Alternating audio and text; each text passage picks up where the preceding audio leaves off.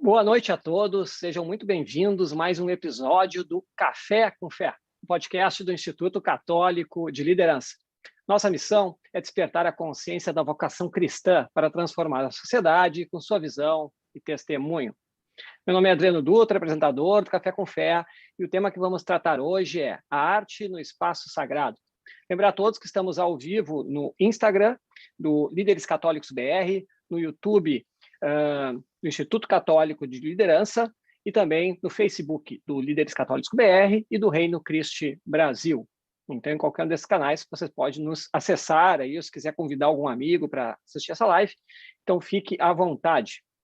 Para quem está no YouTube e ainda não nos segue aqui, né, peço ele que clique ali no sininho, curta o canal, etc., para seguir e receber o nosso conteúdo.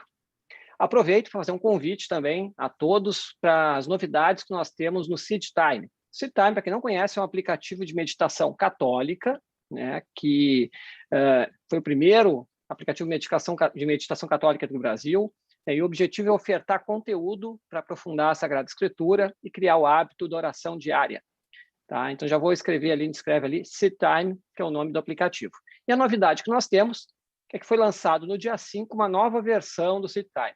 Para Android já está disponível e, em breve, estará disponível também para o iPhone.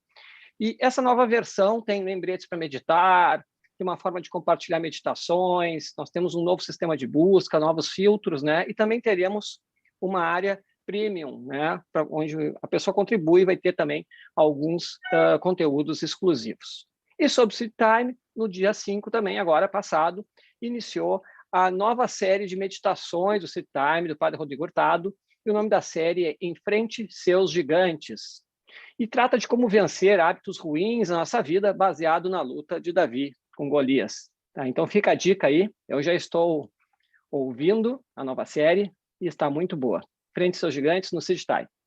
E o conteúdo do nosso podcast, eu lembro que também está disponível. Então, você pode ouvir dentro do podcast, dentro do aplicativo Seed Time, ou assinando o podcast Café com Fé. Pois bem, feita a introdução, né, nós vamos falar hoje da arte no espaço sagrado. Um estudo do Conselho Pontifício da Cultura para uma Pastoral da Cultura de 1999 refere que, em nossa cultura, marcada por um dilúvio de imagens frequentemente banais e brutais, cotidianamente despejadas pela televisão, filmes e videocassetes na época, né? Hoje a gente falaria mais na internet, e uma aliança, vídeos e pela internet, né? Uma aliança fecunda entre o evangelho e a arte suscitará novas epifanias de beleza, nascidas da contemplação de Cristo. Deus feito homem, da mediação dos seus mistérios e da sua irradiação na vida da Virgem Maria e dos santos. A respeito, citamos São João Paulo II, que na Carta aos Artistas de 1999 se referiu: a beleza é a expressão visível do bem, do mesmo modo que o bem é a condição metafísica da beleza. As citações acima são retiradas de um artigo de origem do Frei Adriano César de Oliveira, e o nome do artigo é A Educação do Olhar por Meio da Beleza. Pois bem, vamos falar hoje de a arte no espaço sagrado, e para isso eu tenho a alegria e a honra de receber aqui no Café com Fé a professora e doutora Vilma de Tomás. Vilma de Tomás é doutora em Ciências da Religião pela PUC São Paulo, coordenadora do Grupo de Pesquisa sobre Arte Sacra do Laboratório de Política, Comportamento e Mídia da Fundação São Paulo, da PUC São Paulo, Labo. Ela é autora dos livros O Cristo Pantocrator, da origem às igrejas no Brasil, na obra de Cláudio Pastro, e também do livro Maria Madalena, História, Tradição e Lendas, ambos da editora Paulus. Aproveito já e agradeço a Vilma e a editora Paulus pelo presente aqui. Quem está nos assistindo, já estou com os 2 livros aqui. E em breve teremos novidades também sobre o da Maria Madalena, né, que vai ser provavelmente lançado oficialmente em breve. Pois bem, professora Vilma, vou te chamar de Vilma, agora acabou né, que a gente combinou, então, diretamente, seja muito bem-vinda, uma alegria a tua presença, e muito bom tê-la aqui conosco. Alegria minha, Agradeço muito o convite, Adriano, e confesso que fiquei muito feliz mesmo porque eu já tive a honra de ouvir algumas vezes o padre Rodrigo Hurtado, pessoa que eu admiro muito. Então, para mim é uma honra dupla estar aqui. Estou à Muito disposição. legal. Tá. Então vamos lá, que a gente tem bastante coisa para falar, quer dizer, a Exato. Vilma tem bastante coisa para nos ensinar, né? Eu conversei com ela antes para a gente alinhar o conteúdo. Vocês não imaginam, a gente tem conteúdo aqui para vários cafés com fé, né? Mas hoje vamos tocar um pouquinho aqui, né? Justamente com esse tema da arte no espaço sagrado. Né? Nós vamos fazer um pouquinho diferente hoje também. Como a gente está falando de arte, nós vamos ter alguns slides passando aqui, porque a gente precisa ver a questão da imagem, até para entender também. E aí, para você que está escutando o podcast, né, onde vai ter o áudio, né, então eu recomendo que especificamente para esse episódio você também pode acessar via YouTube, né, a gravação dessa live e aí também ter essa sensação, né, de assistir exatamente o que nós estamos colocando. Pois bem, Vilma, para a gente começar, tu vai ficar à vontade para desenvolver, mas nos primórdios da igreja nós não tínhamos templos, né? As celebrações ainda eram feitas nas casas, né? Mas a partir de um determinado momento a gente passou a ter templos dedicados para a celebração. E um texto teu, né, que fala da gênese do templo cristão, existe uma citação tua que é a seguinte: os construtores elaboraram um espaço inspirado na liturgia, com a arquitetura e a arte servindo ao Cristo. Então, eu queria te pedir para explicar essa jornada, né, como é que foi isso, né, e como que os primeiros cristãos incluíram o espaço sagrado e a gente faz essa caminhada até os dias de hoje. Então, está contigo a palavra, fica à vontade aí para nos ensinar. Bom, tudo quando a gente fala de Igreja Católica são 2000 anos, né? Então, não é um assunto pequeno.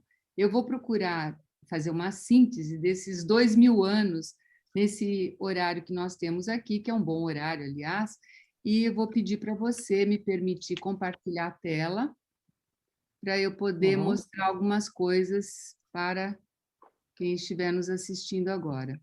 Quando a igreja entrou, aliás, a igreja não, o cristianismo entrou para a história, vamos dizer assim, e foi a adesão, houve uma adesão maior do cristianismo, porque o cristianismo nasce com Jesus Cristo, lá na Galileia, né, no Oriente, e quem domina nesse tempo o mundo, esse mundo todo, é o Império Romano, com a cultura grega. Então, eu tenho aqui, estou mostrando rapidinho para vocês, nós estamos em Agrigento, na Sicília, um sítio arqueológico que tem lá, nós estamos vendo os templos, como é que eram naquela época, né? Esse templo chamava Templo da Concórdia, é um espaço belíssimo, aqui eu tenho o Paternon na Grécia, muita gente deve conhecer, esse é um templo em Roma, esse também, aqui eu tenho o Panteão, que era o templo oficial, vamos dizer assim, né? Eu estou mostrando aqui em cima porque eu acho muito interessante a arquitetura, eu acho bacana isso, porque parece um disco voador, isso me chama muita atenção. Hoje é uma igreja, acho que muitos de vocês já devem conhecer, a Igreja Nossa Senhora dos Mártires, há celebrações lá, essa igreja aqui, essa é a entrada. E esse templo, então, eram assim os templos, tá? Só que os cristãos eram proibidos de... aqui o panteão os cristãos eram proibidos de celebrar, porque era uma religião meio que... quer dizer, durante o Império Romano nem sempre foi proibido, mas eles não tinham templos deles, né? O que eles faziam? Eles faziam a liturgia doméstica, né? Então, a gente chamava de domus ecclesias. A gente pensa que é só na casa das pessoas, mas não. Muitas pessoas que tinham recursos, as pessoas de recursos sempre ajudaram muito a igreja, eu gosto de dizer isso, elas construíam alguns edifícios próprios, privados delas, né? E recebiam os cristãos para quê? Para para celebrar a liturgia no domingo, né, o primeiro dia da semana, e também para o batismo e para a preparação dos catecúmenos. Porém, em 313, houve o Edito de Milão, e os cristãos conseguiram, por Constantino, né, a permissão para ter templos. Então, como é que será que eles iam fazer? Eu gosto de mostrar antes que a arte cristã, isso é importante, só para a gente fazer um link, começou nas catacumbas. Por quê? Vou fazer um parênteses agora na sua pergunta, Adriana. Começou nas catacumbas porque Cristo ressuscitou. Então, a morte não é mais um mistério para eles. Os primeiros cristãos acreditavam realmente na ressurreição. Então, começa lá você perguntou, começa lá no lugar da morte, no lugar onde todo mundo fugia, né? Vamos dizer assim, onde eles fugiam, que era o lugar da morte, ninguém gostava também de falar da morte, embora soubesse que ela é inexorável, mas a arte começa aqui. Essas catacumbas, não sei se vocês já visitaram, mas esses espaços eram onde eles colocavam os corpos e na frente geralmente tinha ou um afresco, né? Ou então se a pessoa que tinha falecido era uma pessoa que tinha recursos, às vezes tinha alguma coisa em marfim ou em mármore, né? E aqui esses afrescos que eu falei para vocês. Por exemplo, eles tinham uma cultura simbólica. Quando eles viam isso, peixe e 5 pães, né? Eles não viam só o peixe e 5 pães. As pessoas não entendiam. As pessoas não entendiam isso, mas eles viam atrás desse peixe, desses 5 pães, eles viam a Eucaristia, eles viam o corpo de Cristo, eles viam o Cristo. Então, aqui o símbolo do Constantino, estou mostrando para vocês as imagens que a gente ainda tem nas catacumbas. Posso parar um pouquinho nessa, Adriano? Pode, fica à vontade. Então, o que a gente vê, então, assim, é que antes existia o templo, né, onde o foco era no prédio, no edifício, na beleza do edifício, né? E com os primeiros cristãos começou a entrar o significado mais importante do que o prédio, o edifício, o significado do que eles queriam transmitir lá, né? É mais ou menos nesse sentido, Vilma? Mais ou menos. Eu vou falar um pouquinho só, duas frases sobre isso, para ficar bem claro. Os gregos, com toda a sabedoria de sua filosofia, eles sabiam que eles iam morrer, como todo mundo sabe. Porém, isso causava muita angústia, como causa até hoje. Porém, esses gregos, eles falavam assim: a nossa vida, a vida humana, é igual a de um cachorro, de um coelho, de qualquer bicho, né? De uma planta, porque tem aquele ciclo vital e morre. Só que, como eles eram inteligentes, o homem é um ser racional, tem a razão, eles falaram: vamos deixar as nossas obras, por exemplo, na pedra, escultura, arquitetura, e eu vou morrer, mas a minha obra se eterniza. Então, era um dos motivos que eles tinham aquela arte perfeita. As esculturas gregas, quem já viu, elas são perfeitas, né? Você vê um Apolo, por exemplo, a Vênus de Milo, que, embora não esteja perfeita, era uma imagem perfeita, ela está incompleta, está no Louvre, ela é uma imagem, ela é uma escultura maravilhosa, mas é uma escultura de uma mulher perfeita. O Apolo é um homem perfeito. Nós podemos dizer que nós temos o corpo perfeito, quanto tempo na nossa vida? Pouquíssimos tempo. A gente tem hoje o recurso da plástica, mas eles não tinham.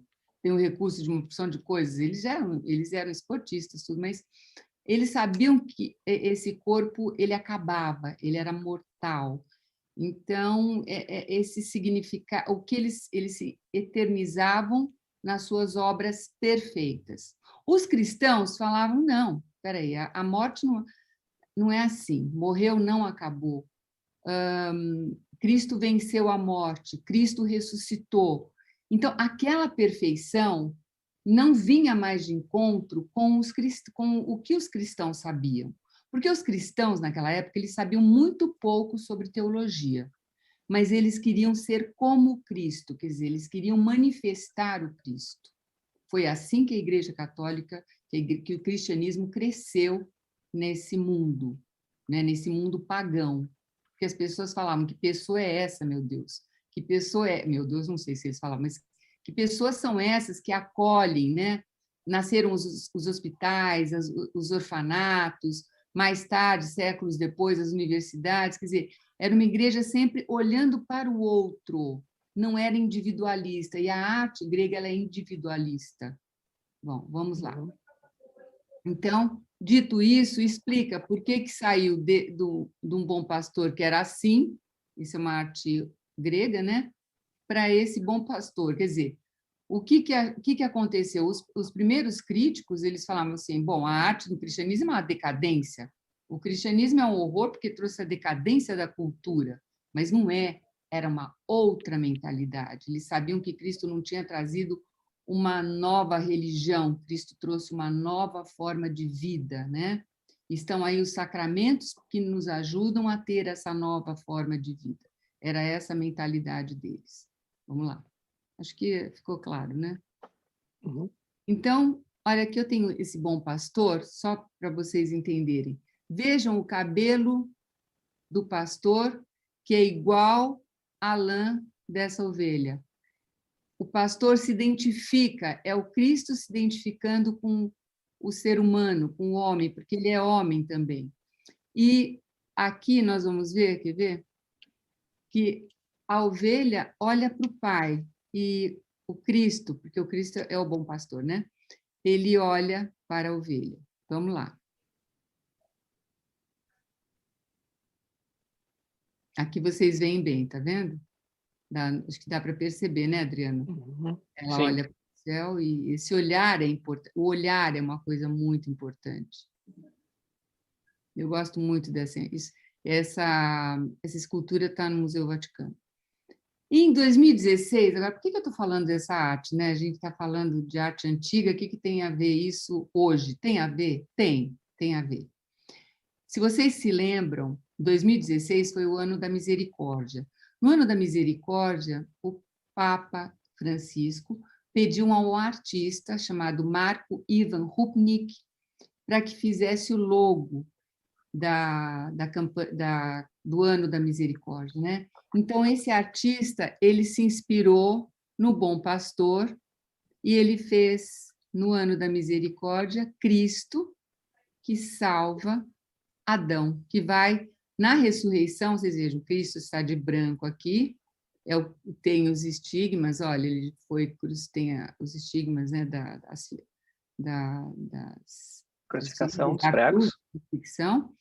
Ele está rompendo aqui com a cruz, ele rompe as portas do inferno, do Sheol, né? Seja lá como a gente chamar, e puxa pelo pulso, isso é muito importante, Adão e o coloca aqui. Então, Cristo é o bom pastor. Nós tivemos uma semana atrás, duas, né? O Domingo do Bom Pastor, nesse tempo pascal, que é tão bonito, né? Vocês devem se lembrar.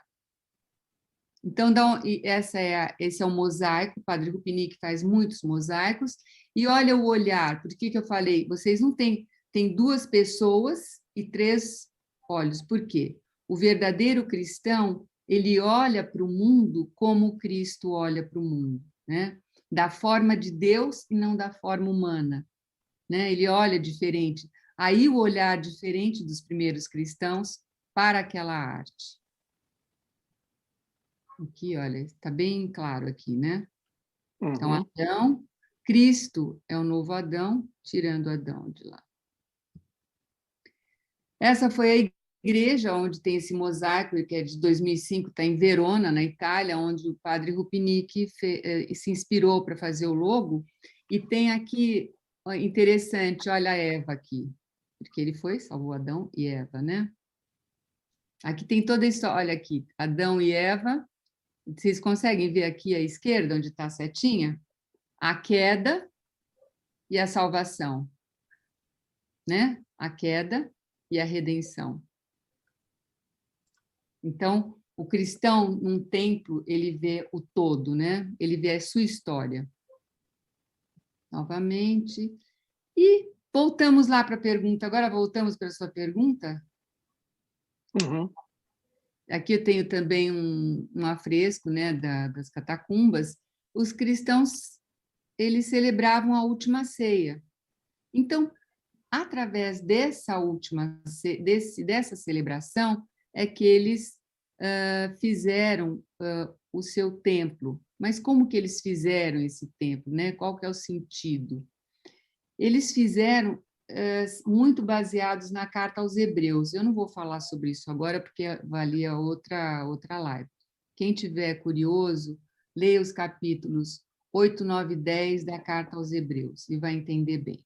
Vamos aqui ver como é que eram aquelas domus ecclesia que eu falei para vocês, né? Mais ou menos isso é uma planta aqui. Tinha um ingresso, aqui a sala da leitura da Bíblia, uma sala de reunião, a Eucaristia era privada, e aqui o batismo. No batismo sempre tinha uma piscina, porque o batismo de Jesus foi no Rio Jordão, né? Mas então eles faziam uma fonte batismal, uma piscina mesmo batismal, que geralmente o catecúmeno descia, o batizando descia, sem as vestes, ele tirava as vestes aqui, ele mergulhava e saía desse lado um outro homem. Então, ele abandona o homem antigo e passa a ser um novo homem. Então, eles tinham, já era assim na Domus Ecclesiae, aqueles pequenos edifícios doados por benfeitores, né, que eram pessoas mais que tinham mais recursos, que faziam isso para os outros cristãos poderem participar também. Aqui uma outra, mais ou menos igual, aqui a piscina com os degraus. E aqui eu vou mostrar para vocês como é que era mais ou menos mais ou menos não, como é que eram os templos, as igrejas no primeiro milênio, sempre baseadas naquela carta aos Hebreus que sai de um outro texto do Êxodos, que é quando Deus pede a Moisés para fazer as duas tendas. Também não vou falar sobre isso agora, porque seria outra live. Mas, enfim, essa é a Basílica Santa Maria Madalena, em Vézelay, que eu tive a graça de conhecer, de estar lá. Realmente é um lugar assim contemplativo, né? Você entra para contemplar só, não só para a liturgia, mas se não tiver acontecendo uma liturgia, você já está na liturgia, né? Mesmo fora da liturgia, é impressionante. Então vamos entrar, vamos conhecer quem não conhece, né? Uma coisa importante é que as igrejas tinham a nártex. O que é nártex, né? O que é isso? Era esse espaço aqui, antes de entrar, porque aqui era assim, o lugar da penitência, o lugar onde ficavam os catecúmenos, porque eles não podiam entrar enquanto eles não fossem batizados. E as pessoas aqui, geralmente, o tema aqui era João Batista, né? O batismo. Essa aqui onde eu estou com a setinha, havia um João Batista, que La Révolution Française quebrou. Mas era maravilhoso. Aqui eu tenho um Cristo Pantocrator, e era um lugar assim onde ficava, um espaço até grande, mas menor do que, logicamente, a igreja. Então, a nártex é a entrada da igreja, onde ficavam as pessoas, e era também um lugar de penitência. Aqui a gente também tendo uma ideia do que é essa nártex. Outra. Aqui o João Batista, que foi rompido, né? Uhum. E aqui uma foto muito ruim do meu celular, que faz muitos anos que eu estive lá, são duas tendas, né? É onde a primeira tenda, onde fica a Assembleia, e depois o santuário, que a gente adentra na hora do Pai Nosso, espiritualmente, né? Quando o céu desce à terra na liturgia. Isso o Padre Rodrigo pode falar bem bonito para você, né? Vamos lá. Então, aqui essa foto é minha também, desculpe, mas não tinha ninguém o dia que eu fui, estava vazia, era um dia frio, e eu fiquei muito encantada, porque essa igreja tem exatamente esses dois espaços, a primeira tenda e a segunda tenda, como está lá no livro do Êxodos, né? Foi pedido para Moisés. Aqui seria o santuário. Então, aqui eu estou no presbitério, e aqui a Narthex estava passando por uma reforma naquela época que eu fui. A pia batismal, que é maravilhosa, o deambulatório. E acontece uma coisa muito interessante, por isso que eu quis mostrar para vocês. Olhem, nessa época, vocês viram que tem poucas imagens, né? É porque São Bernardo de Claraval, ele falou, olha, vocês estão enfeitando muitas igrejas, estão gastando muito, vamos cuidar dos pobres. Tudo bem. Aí, os arquitetos, olha o que eles fizeram, não assina, ninguém sabe o nome desse arquiteto. No solstício de verão, que lá no Hemisfério Norte é na semana do dia 24 de junho, que é João Batista, olha o que acontece. É o caminho do cristão. Na nossa vida, nós passamos por momentos de sombra, momentos de luz, momentos de tristeza, momentos de alegria. Mas até o fim, até chegar, né, na nossa Páscoa, que nós chegamos na luz verdadeira, que é aqui, a segunda tenda. E essa segunda tenda, a cada Eucaristia, o céu vem para a terra. Então, nós já vivemos na graça aqui. O verdadeiro cristão vive na graça que não precisa esperar para morrer. É muito bonito isso, eu pelo menos acho, né? Olha Até vi aqui. tem esse slide aí. É, Esse aí dá para ver exatamente o que falasse, né? é o Escuridão e sol. luz, né? Vocês têm noção que isso foi feito no século X? Vocês podem ter noção disso? Olha a arquitetura. Isso é no solstício de verão, falei semana. Então, toda semana de João Batista, essa semana do solstício, né, de verão, o sol, aqui, ó, ao meio-dia, ele fica assim, ao meio-dia. No solstício de inverno, que é na semana depois do Natal, né, lá pelo dia 28 de dezembro, olha o que acontece, o sol vai vindo aqui. E o que acontece? O que tem aqui? Olha assim. Aqui nós temos cenas do Antigo Testamento, porque eles entendiam, e é assim que é mesmo, que só à luz de Cristo nós entendemos o Antigo Testamento.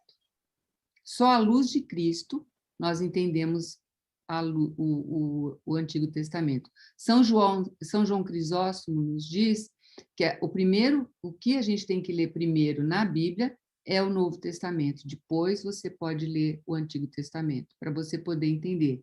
E pode ver que a nossa liturgia é uma coisa tão bonita, tão rica, que, tirando o tempo pascal, geralmente, que nós lemos Atos dos Apóstolos, né? Mas tirando esse tempo, nós lemos sempre uma leitura do Antigo Testamento, um salmo, depois uma leitura do Novo Testamento, porque uma coisa tem a ver com a outra. As escrituras, do Gênesis ao Apocalipse, se fala de Cristo, né?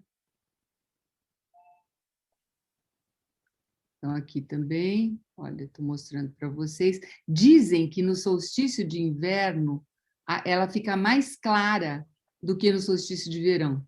Olha só que coisa impressionante. Quando Jesus nasce, né? O nascimento de Jesus.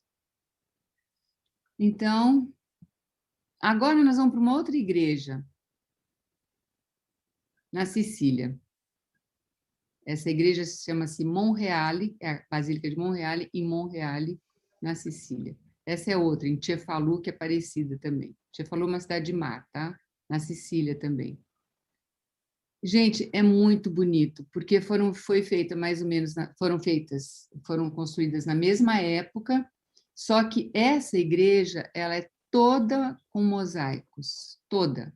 E tem a mesma ideia também. A igreja, o Cristo é a cabeça e nós somos o corpo, né? Então, o fiel entra, quando ele adentra uma igreja aqui, ele sabe que a caminhada dele é essa direção, o santuário. Quem o aguarda aqui é o Cristo, é o Pantocrator, com os braços abertos. abertos. A figura do Pantocrátor, ela é o Cristo, é o Criador, é o Deus Criador e o Cristo Redentor, unidos pelo Espírito Santo. Tá? Então, a figura do Pantocrátor não é só o Cristo. Temos, então, o Criador, Deus que nos criou, e o Filho que nos redimiu. Então, essa igreja é uma coisa maravilhosa. Então, vejam aqui.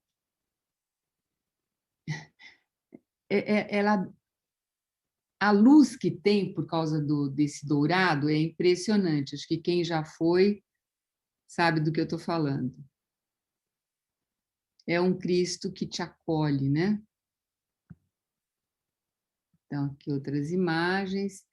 E, veja bem, o que eu queria falar... Você quer falar alguma coisa, Adriana? Quer perguntar alguma coisa? Não, até ia te interromper bem agora. Primeiro, Pode. só para falar que o pessoal está adorando aqui. Então, a Nina é maravilhoso. A Marisa Calil, um conhecimento grandioso. Parabéns pelos ensinamentos. A Hélida fala que ligação sensacional do Antigo Testamento com o Novo. O Fernandes, um só olhar, o Novo e o Antigo se encontram, lá em Cristo e Adão. Então, o pessoal participando bastante. A Hélida diz que é professora de arte católica, apostólica romana, e fica imensamente feliz de estar prestigiando a live com esse assunto. Tem pessoal do Mosteiro e Virgínia, boa noite, professora. Tem várias pessoas te chamando de professora, que eu vi que já te conhecem também, que devem Que interagir bom. contigo, né? A Gisele Calado, de Brasília. Isso do YouTube fora, toda a turma do Instagram também. Maravilha de palestra, com informação sobre nossa religião, a perseverança dos primeiros católicos. Viu, mas da gente seguir, eu só queria fazer uma pergunta. A Gisele Calado, ela perguntou, só voltando para as catacumbas, para a gente poder virar, né? O quanto tinha de impacto naquela arte a questão da perseguição cristã? Então, sabe que eu fui 3 vezes visitar catacumbas já. E eu fiz um artigo relativo a isso, porque quando eu estava fazendo pesquisa, eu percebi que aquela história que eu pensava que era verdadeira, que os cristãos se escondiam, viviam nas catacumbas, não é real. Eles podem esporadicamente ter se escondido lá, por exemplo, 1, 2, 3 dias, mas quem já entrou em catacumba sabe que é um labirinto aquilo. Inclusive, já naquela época, eles tinham uma pessoa que ficava lá, porque se você fosse visitar o túmulo, né, a cova, vamos dizer assim, da pessoa da sua família, sozinho, você podia se perder. Então, tinha um acompanhante. Agora, então, eu fiz um trabalho de pesquisa, tem na minha página do Ofilates, não, mas está na minha academia.edu. Se você quiser, depois eu mando para você, pode mandar para ela ler. São livros, procurei pesquisadores sérios, italianos, que estão lá pesquisando sobre isso, e conta toda essa história. Então, não, e outra coisa, falam que muitas vezes a gente ouve falar que as catacumbas elas eram, por exemplo, escondidas dos romanos. Não, os romanos eles tinham horror à doença, horror. Eles falaram, bom, nós cremamos os nossos mortos, eles queimavam, né? Nós cremamos. Se vocês quiserem internar, tudo bem, fora dos muros. Então, eles sabiam da existência das catacumbas. É outra coisa também que eu fui pesquisando e fui descobrindo, resolvi escrever, aliás, é o capítulo de um livro, mas ele está disponível na minha página lá, se alguém quiser, é bem completo esse artigo. Mas tem muita coisa para falar desse catacumba. Legal. E, Vilma, agora voltando ali para onde tu tinhas parado, né? Porque a gente está fazendo uma viagem, a Vilma costuma dizer isso, que as aulas dela são uma viagem, a gente já viajou bastante, já fomos em vários locais do mundo aí passando, né? E nós vamos passar agora por um momento da história para depois a gente conseguir chegar ainda no nosso momento contemporâneo. Tu me falasse uma vez ali que a gente tinha que ver esse cenário, né? Onde tinha que ter significado, né? A arte tinha um significado, tem a questão da teologia, pelo exemplo das imagens. Nós tínhamos uma missa em latim, que de repente, dependendo do local, as pessoas não entendiam, as pessoas ficavam lendo o terço. Tem aquela expressão também, eu vou para ouvir a missa, porque tem Tem algumas igrejas, para pegar Toledo, por exemplo, tem alguns locais que, na verdade, tu nem consegue ver o altar, só que nessas igrejas a história estava contada nas paredes, e é isso que eu queria te dar a introdução para tu nos mostrar aí. Tem um estudioso chamado Gilles que ele fala que a igreja, edifício, deve ser o autorretrato da igreja, com I maiúsculo, né? Então, o edifício igreja tem que ser o autorretrato da igreja. E ele explica isso pelo seguinte: as paredes das igrejas não foram feitas para a gente se proteger dos ventos, das chuvas, não.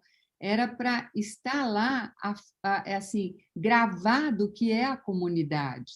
Então, a história da igreja, eles costumavam colocar naquela época, até o ano 1000, a história da igreja, a história das escrituras, nas paredes da igreja, não era só o altar. Nós estamos acostumados, né, depois do Concílio de Trento, com as igrejas com vários altares laterais. O Concílio Vaticano II falou, não, o altar, isso já é uma coisa antiga, o altar é Cristo. Isso dos pais da igreja, vem da patrística, né? O altar é Cristo. Então, o altar é um só agora. As novas igrejas que estão seguindo o que pede o Vaticano II, né? Segundo o Concílio Vaticano II, o altar é Cristo, porque o santo é santo porque teve Cristo que morreu na cruz, né? Deu. Não sei se eu respondi a sua pergunta. Mas, e agora eu vou dar um exemplo desse autorretrato. Vamos lá, porque falar arte não adianta, a gente não explica, a gente contempla, né? Eu tenho aqui um mosaico que Deus separa as águas, né? Logo no livro do Gênesis, primeiro capítulo, Deus separa as águas. Depois, aqui é todo o ciclo das águas, mas eu vou mostrar um por um.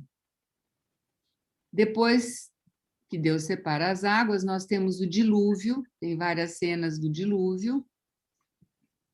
Aqui, olha, aqui construindo a arca, dá para ver, né? Porque é muito bonito, que é bem explicativo, não preciso falar, vocês já vão saber tudo. Aqui é quando a pombinha traz, né? O pássaro traz que quer dizer, tem uma planta, quer dizer, o raminho, né? O raminho.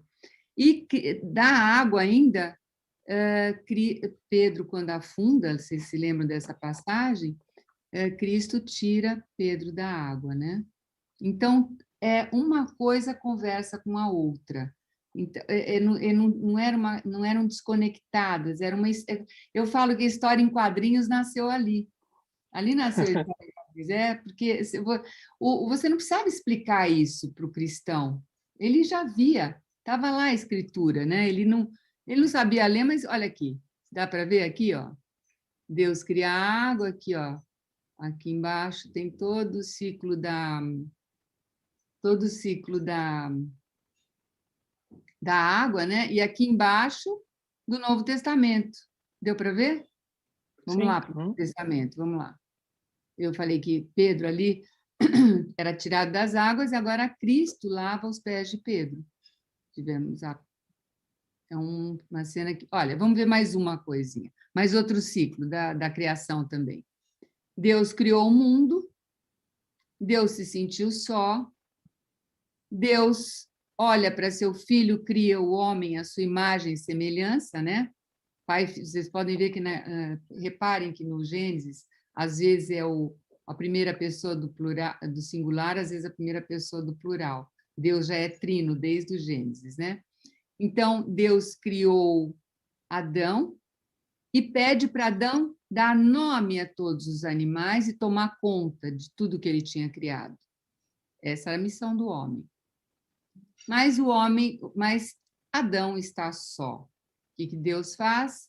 Deus, quando Adão dorme, tira uma costela de Adão, faz a mulher com suas mãos, assim como ele moldou Adão, ele faz a Eva da costela do Adão. Isso tem um significado muito grande no casamento, na vida do homem e da mulher casados. Isso é muito importante.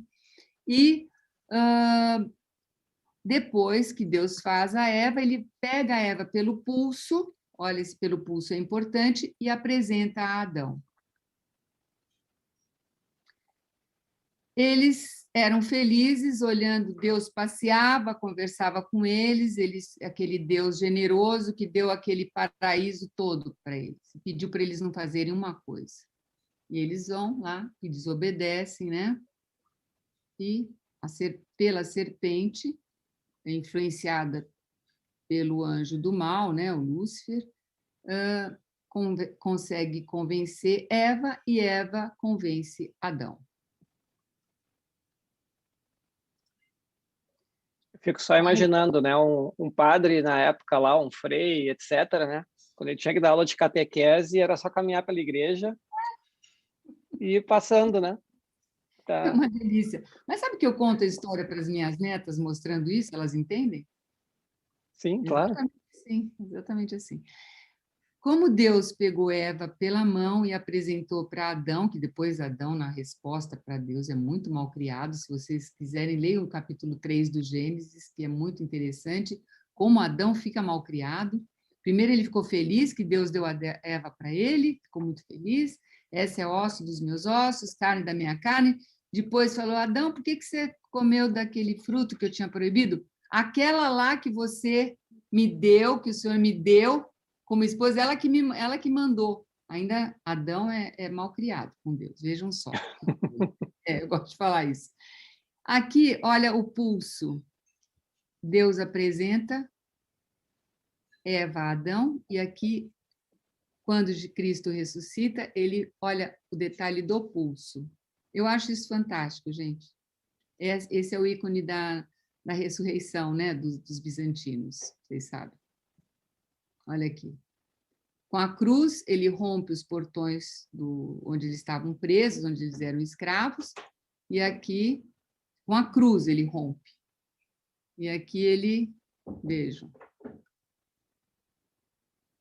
E aqui uma outra igrejinha que tem, igrejinha não, maravilhosa, que tem lá na região de Nápoles, é uma igreja de São Miguel, que também já, da arte românica, que tem a mesma ideia, olha, conta a história, vejam, toda a história da salvação, não sei se vocês conseguem identificar, a Santa Ceia, Judas, a traição, Pedro aqui que está cortando a orelha do...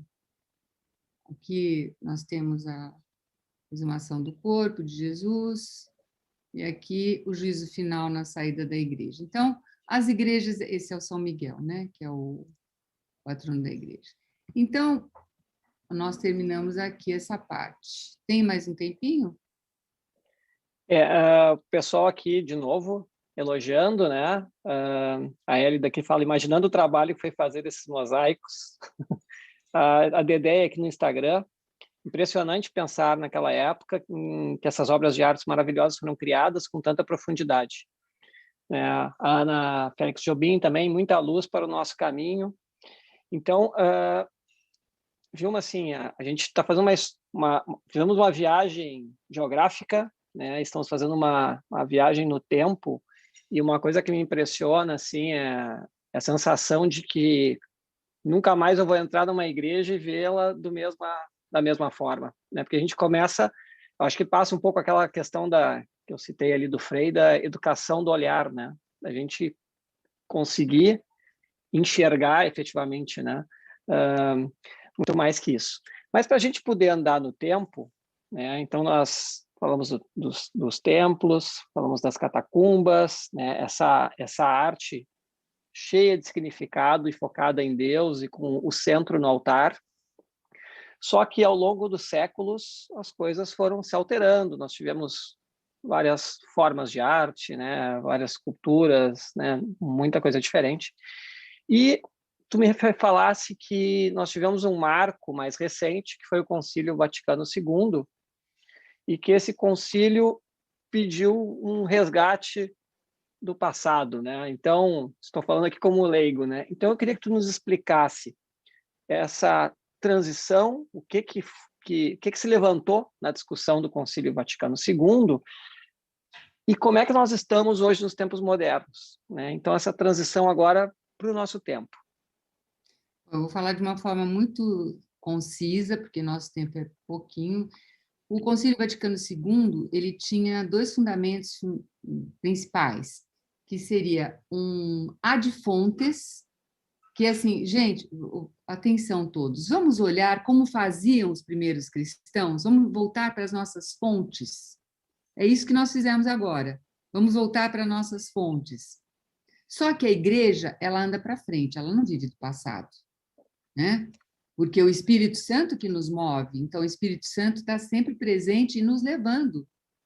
A igreja é uma grande barca que nos leva, que quer levar os cristãos, que leva aqueles que estão nela por livre adesão, né, para o céu, vamos dizer assim. Então, como eu acabei de falar, que a gente vai olhar para as fontes, mas nós vamos fazer um adornamento. Essa palavra significa uma atualização. Então, alguns artistas entenderam isso, porque o Concílio Vaticano II foi uma grande reforma litúrgica também, né? Foi a maior reforma, foi a litúrgica, que foi muito mal compreendida, foi, enfim, deu uma porção de coisas mal entendidas e, enfim, muita gente ficou brava, muita gente está brava até hoje, mas é assim, a igreja acolhe todo mundo. E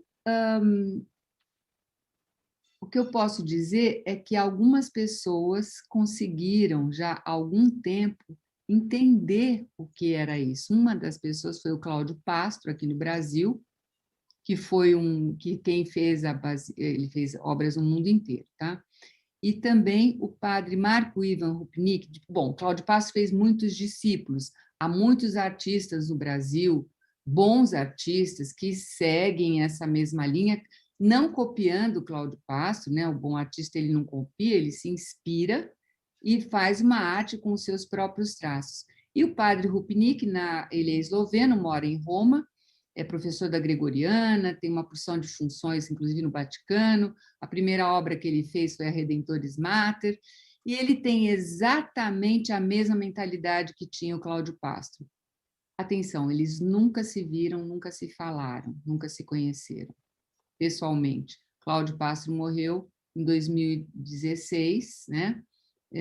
O livro do Pantocrator fala bastante sobre ele, porque eu fiz umas entrevistas com ele, e dessas entrevistas surgiu o livro. E também fala exatamente isso, faz uma história da arte na igreja, que combina muito com o que diz o padre Rupnik. Quer dizer, é uma pena que eles não estejam juntos. Porém, desde que eu conheci o padre Rupnik, em 2009, quando eu fui ver uma das obras deles, o que eu achei interessante é que agora, olha, depois de tantos anos, os dois vão se encontrar aqui no Brasil, viu, Adriano? Cláudio Pastro e Marco Ivan Rupnik. Como que eles vão se encontrar no Brasil, né? Cláudio Pastro está no céu, mas deixou a sua obra aqui, várias obras, e uma delas, a principal, Santuário Nacional de Aparecida. E o padre Rupnik vai fazer as fachadas externas, com seus mosaicos, que só não aconteceram ainda por causa da pandemia. Então, vocês, quando isso for feito, vão poder contemplar uma arte muito bela. Se puder, eu vou... Eu ia te pedir até se puder botar um pouquinho até aqueles slides ali que mostram um pouco da Santuário de Aparecida. Eu vou sair um pouquinho aqui.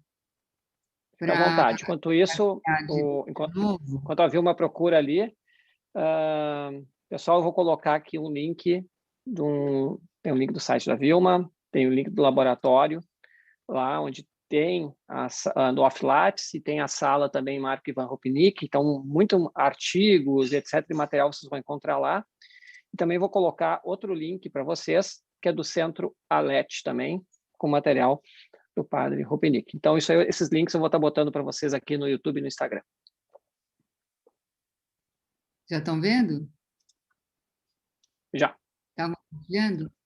Tá. Café com fé, isso aqui já falei. Os dois aqui, o padre Rupnik e o Cláudio Pastro. Eles voltam às fontes, gente, por isso que eu coloquei esse afresco aqui. Então, vou passar rapidinho, que eu quero mostrar as obras. Olha, o Cláudio Pastro começa aqui, ó, no Colégio Santo Américo, primeira obra grande aqui em São Paulo que ele faz. Eu lembro, meus filhos estudaram lá, eu, quando fui lá, falei, meu Deus, que é isso? Depois aprendi a amar e gostar dessa arte, que é bem românica, parecida com aquela última igreja que eu mostrei para vocês. Aqui é Aparecida, esse é o altar. Olha quem fala que o altar é Cristo. São Cirilo de Alexandria, século IV, a volta às fontes, né? Esse é o altar de Aparecida. É quadrado porque o altar significa o mundo físico. Primavera, verão, outono, inverno, norte, sul, leste, oeste, os 4 cantos do mundo, e assim. Então, Cláudio fez vários altares assim, esse da nossa igreja da Sé. Vou passar rapidinho, tá? Aqui uma igreja que ele faz justamente esse trabalho que eu falei para vocês, da arte das igrejas. Ele mostra a igreja, as paredes da igreja como autorretrato da igreja. Olha, tem as cenas aqui, a visitação, Cristo no templo, tem muitas cenas, eu estou mostrando algumas. Aqui o milagre do vinho. Olha aqui, olha só essa Eucaristia. A Santa Ceia, a última ceia, como é parecida com aquela que eu mostrei para vocês. Aqui, Jesus. Realmente dá para ver que aqui tem um resgate, efetivamente, né? A base daquele material que a gente viu no início, né? As santas mulheres, quando vão ver Jesus, o túmulo vazio, né? E o anjo fala que vocês buscam quem está aqui. Estou falando rápido, gente, porque a gente já está perto de terminar. Uma obra dele na Alemanha. Vou mostrar bem rapidinho, ó. Depois, se vocês... Olha, ele pintando aqui na Alemanha. Isso ele não era reconhecido no Brasil, aqui na Alemanha também. Olha o teto, ele faz o teto. O teto, porque é um batistério pequeno, ele faz no teto. E também foi uma inspiração do românico isso. Aqui, olha o Peregrino, que está também na Alemanha, 2006, e o Brasil aqui não dando a mínima bola para ele. Olha aqui. Cláudio Pastro. Aqui é um mosteiro também na Alemanha.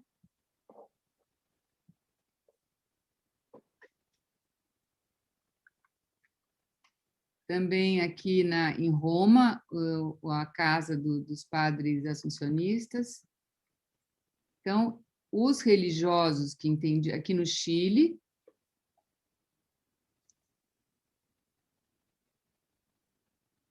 Esse é o Pantocrator que não é esse, né? Esse aqui é meu, mas é o que está lá no Vaticano, ele fez o logo do terceiro milênio, Cristo do terceiro milênio, de 1998 ao ano 2000. Presente do Papa, o Papa Bento, né? Aqui ele fez os objetos litúrgicos quando o Papa veio para o Brasil, no Rio, vocês devem se lembrar, na Jornada da Juventude, olha, é bem o Papa admirando aqui. Então, eu estou falando do Cláudio Pastro, né? E outras igrejas também. E aqui nós chegamos em Aparecida. Então, o piso, olha, os peixes, a água, tudo tem a ver. A gente tem a porta da misericórdia, né? Com a anunciação. Olha a delicadeza desse traço das mãos. Esse crucifixo está em cima do altar. O Pantocrator, a Nossa Senhora, o trono de Nossa Senhora. Aqui Jacobal d'Aquino, novo, que foi inaugurado, né? Depois que o Cláudio faleceu, em 2017. E aqui, só que queria chegar aqui. Olha aqui, a igreja, o autorretrato. A igreja, com I minúsculo, como o autorretrato da igreja com I maiúsculo. Eu tenho aqui toda a história dos evangelhos, nas 4 naves. Não vou mostrar todas, porque é muita coisa. Esse aqui é a capela do Santíssimo, o baldaquino, a cúpula, a árvore da vida. Aqui a capela, essa capela é a capela da ressurreição. Aqui o batistério. O batistério é uma piscina. Batistério, ficar fora também. Batistério maravilhoso. Cúpula do batistério. Aqui, eu estava em 2016, foi inaugurada essa escultura nos Jardins do Vaticano. Quem inaugurou foi o Papa Francisco, né? e o Cláudio não pôde ir, porque ele já estava bem doentinho, isso foi em setembro, o Cláudio veio a falecer em outubro. Aqui essa foto, olha, ele entrando... Gente, vocês não sabem, a, a árvore ficava bem na frente da escultura. Eu falei, bom, depois eu vou lá fotografar. Quando eu fui fotografar, o sol estava na frente, ficaram todas ruins minhas fotos. Esse foi o último Cristo que ele fez, tá? É um vitral maravilhoso que está lá na sala da sacristia de Aparecida. Muito lindo. Foi o último Cristo que ele fez, em 2016. Então, agora, olha o que vai acontecer. Essas fachadas vão ser revestidas por mosaicos do padre Rupinick. A primeira já está pronta, só não pôde ser instalada, né? Vai ser aqui, ó, nessa parte, não é tudo, viu, gente? É só essa parte aqui. E vai falar do livro do Êxodos, porque Deus está na história, né? Até hoje está na história. No sul, o livro A Páscoa de Cristo, né? No leste, o Gênesis, e aqui o Apocalipse. Aqui a paixão de Cristo e a redenção, né? E aqui o livro do Apocalipse. Então, é isso que vai ser feito. Aqui, olha, essa foto é minha, eu tirei onde eles vão colocar os mosaicos. Dá para ver aqui os andaimes? Foi quando a última vez que eu fui para Aparecida. Eles têm um capricho, né, para fazer as coisas. Agora vamos ver o Rupinick, olha aqui. Esse é o Centro Alete, onde ele trabalha, em Roma. Quem doou essa casa foi o Papa São João Paulo II. Ele trabalha com outros artistas. Olha aqui a redenção, gente. A mão de Deus, Cristo, descendo com a cruz, abrindo a porta para tirar Adão e Eva pelo pulso. Aqui, essa aqui é a capela. Que já coloquei o link aqui do Centro Alete e da tá. sala também Marco Rupinick. Aqui é uma pequena capela onde eles celebram todos os dias, né? Eu tive a graça de estar lá e mostrar como eles são parecidos. Ó, Cláudio Pastro, Marco Rupinick. Cláudio Pastro, Marco Rupinick. Cláudio Pastro, então, olha, Catacumbas, Cláudio Pastro, Marco Rupinick. Aqui a fachada de Lourdes. Tá ruim essa foto que é da internet. São os mistérios luminosos. Sempre essa costela é importante, onde primeira são os mistérios luminosos, né? Fachada de Lourdes, quem conhece? Passar rapidinho. Essa aqui é uma igreja que eu estive também em Milão, é o Cristo Transfiguração de Cristo. É uma igreja que é antiga, já tem muitos anos. Aqui, essa capelinha linda também, eu tive em Monza, é a Capela da Misericórdia da Imaculada. Uhum. Gente, é muito pequena, porque é de umas irmãs, que elas cuidam de irmãs que já estão idosas, né? Eu falei, gente, o céu é aqui também, olha. É muito... fala sobre a parábola dos talentos. Olha, os vários tipos de terrenos, né? Vocês vão identificar. Altar quadrado, o Cristo aqui, ele já é o pão da vida, olha ele com o trigo é o pão, tudo é simbólico, né? O véu aberto é a acolhida de Nossa Senhora, tudo tem um símbolo. O fogo do Espírito Santo, e aqui nós vamos para Washington, ó, gente, a gente já foi para Washington aqui. Esse é o Santuário São João Paulo II, deixa eu ver se está escrito, ó, de Washington. Santuário Nacional São João Paulo II de Washington. Tem um livro maravilhoso, vocês podem comprar pela internet. O livro é maravilhoso. Entrando nessa...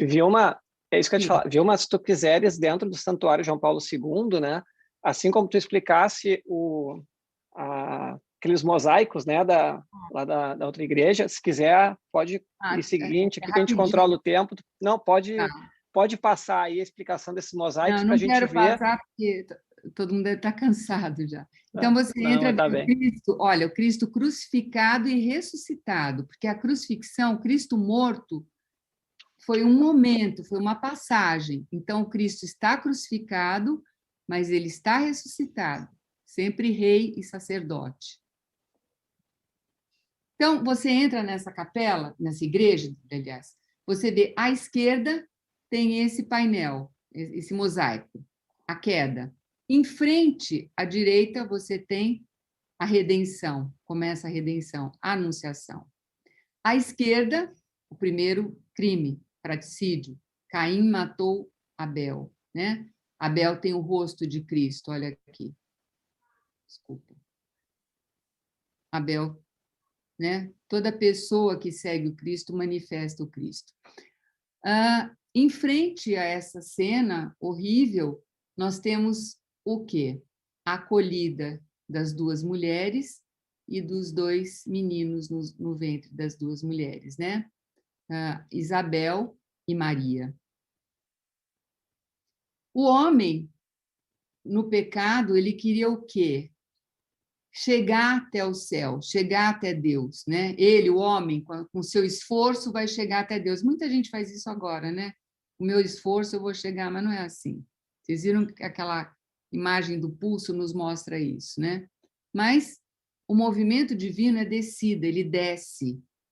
O Verbo se fez carne e habitou entre nós. Não é a gente que sobe, é ele que desce. E resgata toda a natureza. Nós temos aqui um leão e um lobo, né? Animais ferozes que estão, parece que louvando também, adorando a criança, o menino, né? Do outro lado, nós temos uma cena do Antigo Testamento, que está em Gênesis 18, Abrão e Sara recebendo esses três homens, né? Às vezes três, às vezes um, vocês leem lá, vocês vão ver que é igual a criação, né? Às vezes fala no primeira pessoa do singular, outras vezes na primeira pessoa do plural. Então, eles falam que Sara vai ter um filho. E Sara ri, capítulo 18 do Gênesis, mas é uma esperança. E em frente, e como último, do lado direito, esse é o último do lado esquerdo, e esse é o último do lado direito, nós temos a visita dos três reis magos, né, dos três magos, significando o quê? Todos os povos, Cristo veio para todos. São João Paulo representando a igreja, que também acolhe e protege a todos, e adorando aqui o menino Jesus. Nós chegamos aqui no presbitério, né? Já falei com vocês, tem o Maria e o apóstolo João, está sem barba, né? E o Cristo, e essa costela é muito importante. Por quê, hein, essa ferida aqui é muito importante? Porque é de onde jorrou sangue e água a nossa salvação, né? O mundo não é mais o mesmo depois que Cristo veio, morreu por nós. Eu participei, felizmente, de uma celebração, e acima do altar, o padre Rupnik colocou também ele chama de costato, né? Onde foi perfurado o corpo de Jesus e jorrou sangue e água, que é uma coisa muito importante. Na saída, nós temos aqui a Deeses, né, que a gente chama, Maria e João Batista, com o cálice, a Eucaristia, né? Os anjos trazendo, olha, o pão e o vinho, os anjos como diáconos. Uma pequena capela também com os mistérios luminosos. Aqui uma relíquia de São João Paulo II, que fica exposta, achei muito bonita, as pessoas em adoração aqui, e umas americanas e americanos rezando o terço, muito bonito isso. Como falei, mistérios luminosos, eu tenho o batismo de Jesus, né? Depois eu tenho o primeiro milagre de Jesus, aqui tem o Noli Me Tangere, que é a parábola do filho pródigo. Então, uma imagem conversa com a outra, como história em quadrinhos, né? Aqui também eu tenho a transfiguração, né? Jesus, transfiguração, e aqui terminamos. Prontinho. Muito grande, gente, desculpa. Não. Até assim, a Emília, Leandro, a Emília é consagrada, né? Então, alegria ter a Emília conosco, até já participou também do Café com Fé. Ela, quando a gente falou da questão de tempo, ela disse, não está cansativo, não. Muita riqueza. Então, não te preocupa. O Taylor está dizendo, boa noite, uma alegria poder participar da live com a professora Vilma. Admiro o trabalho dela na sua pesquisa profunda e espiritualidade. Sempre um momento de formação e uma perfeita catequese. Meus olhos se abrem à beleza todas as vezes que ouço a professora Vilma. Isso é a Magda falando. O Celso também, excelente. A Vilma precisa voltar para falar de Maria Madalena. Eu já disse que estamos conversando sobre isso, já escrevi para ele. Mas, Vilma, está maravilhoso. É claro, a gente tem a questão do tempo, né? Então, a nossa intenção aqui era fazer uma jornada, né? E eu acho que muito essa ligação ficou bem clara ali com essa questão do Concílio Vaticano II, que pediu para fazer uma retomada. E eu gostei muito daquela tua comparação no final, né? Quando a gente via uma arte da catacumba, via Cláudio Pastro, Rupnik, né? Onde a gente vê uma clara identificação, né? No modelo, de uma forma diferente, mas uma origem, né, comum ali da onde vir. Então, assim, está sendo maravilhoso. Marco Ivan Rupnik, no Brasil, Vilma, onde é que o pessoal pode encontrar? Quem não vai para fora, onde é que encontra ele aqui? Boa pergunta. Ele fez a primeira igreja. Quem trouxe o padre Marco Rupnik para o Brasil foi o Dom Carlos Verzeletti, que é bispo em Castanhal. Um homem maravilhoso. Na Sala Rupnik vocês encontram ele falando do encontro dele com o Cláudio Pastro, como é que ele o conheceu, como é que ele trouxe o Cláudio Pastro para o Brasil o Marco Rupnik para o Brasil, e como o Marco Rupnik fez a Catedral de Castanhal, que é maravilhosa também. Tem vários mosaicos e tem uma coisa muito boa, que foi bom você ter falado sobre isso, porque tem o Centro Alete, que são vários artistas que trabalham junto com o padre Rupnik. Como a igreja é comunhão, nós temos que viver uma vida comunhão, ninguém vai para o céu sozinho, diz que para o inferno a gente vai sozinho, mas para o céu a gente não vai, tem que ir junto. Então, ele inaugurou um centro de arte chamado Amacom, aqui em Castanhal. E esses artistas em Castanhal também estão fazendo mosaicos e pinturas maravilhosas, porque o padre Rupnik também faz pinturas. Eu não mostrei nenhum exemplo aqui porque não deu tempo, mas ele faz também, tem várias igrejas com pinturas também. Porque foi um rapaz chamado Erasmo, ele ficou 3 anos e meio morando com o padre Rupnik e outros artistas no Centro-Alete, onde eu já mostrei para vocês, e ele aprendeu, eles têm uma vivência, porque não é só ser bom artista, ele teve uma vivência e agora ele, vamos dizer assim, o Erasmo comanda esse Amacom, sempre conversando sempre com o padre Rupnik, né? Eles conversam, lógico, por celular, enfim. Mas eles chama Amacom. Inclusive tem um livro da catedral que tem até o link na sala Marco Rupnik. Quem quiser é maravilhoso esse livro.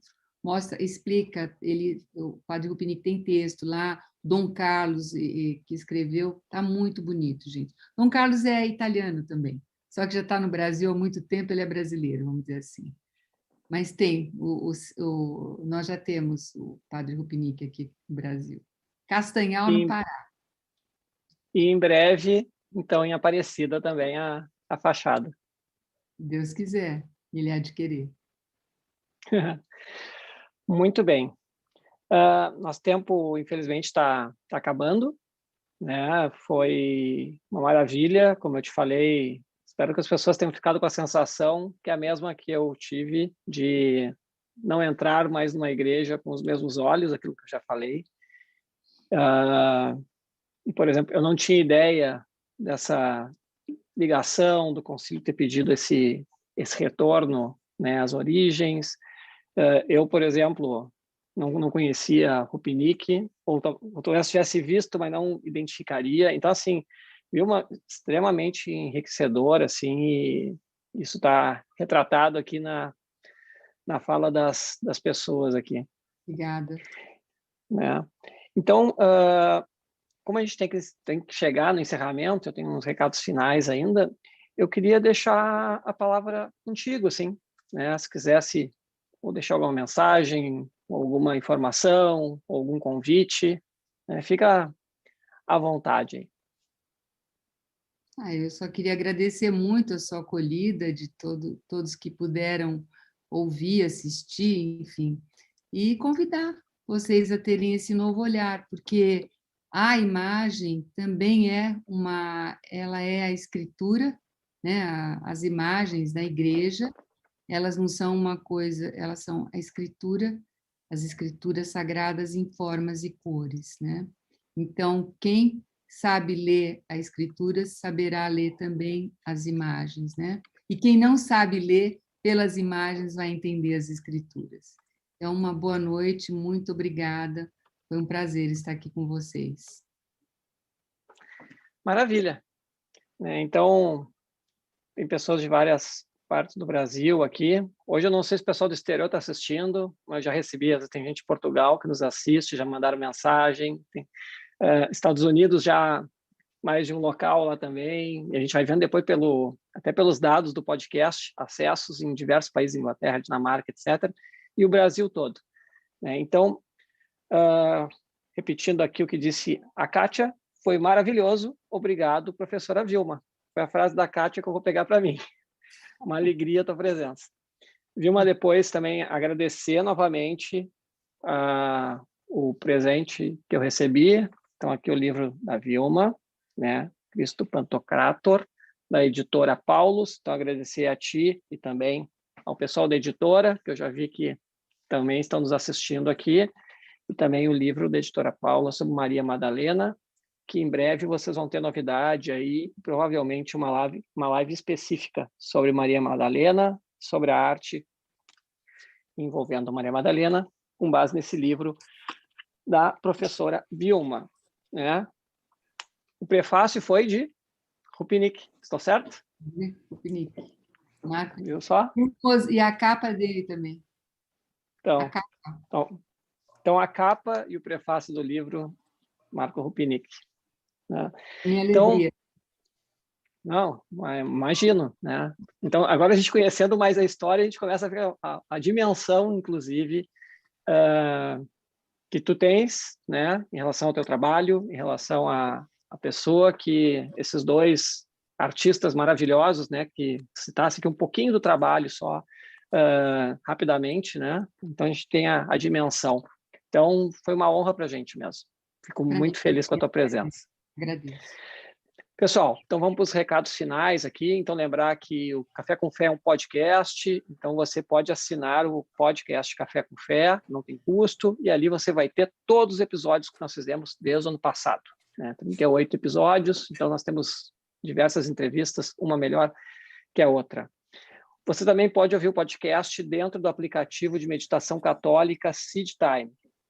Então, você baixa o aplicativo Meditação Católica, lá tem uma série de meditações para as mais diversas situações. Foi lançado agora no dia 5 de maio, uma nova versão do aplicativo para Android. Muito em breve já vai estar disponível a nova versão para o iPhone. Por enquanto, no iPhone nós estamos na versão antiga ainda, né? E vai ter também uma parte de assinatura no aplicativo Seed Time, que é para conteúdos exclusivos e também para a gente poder compartilhar material e, inclusive, evangelizar através desse aplicativo de meditação. E fica agora o convite para o próximo Café com Fé. Como estamos no mês de Maria, eu já tinha falado na semana passada, este mês entrevistaremos somente mulheres, em homenagem a Maria. Começamos hoje com chave de ouro, né, com a Vilma, e semana que vem, a quinta-feira, dia 13 de maio, às 20 horas, nossa convidada será a empresária Rice de Souza Aranha. Ela é proprietária da renomada loja de vestuário feminino Mixed. E a missão da Mixed é fazer e levar o bem através da moda. Então, não perca, semana que vem vai ter um episódio muito incrível, onde a gente vai ouvir muito sobre a história da Rice, a forma que ela leva os negócios também, e o quanto Maria, né, em especial Guadalupe, influenciam no negócio da Mixed. Pessoal, é isso aí. Muito obrigado a todos.